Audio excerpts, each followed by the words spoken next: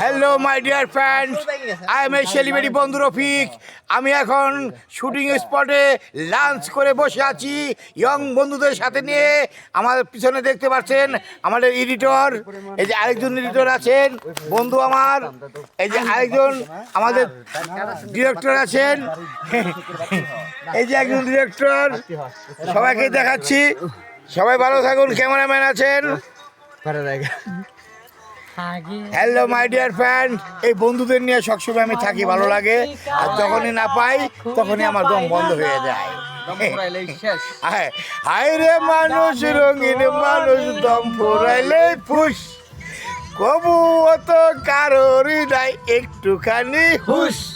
হায় রে মানুষ, রঙিন মানুষ, হায় রে মানুষ। ভাই তোমার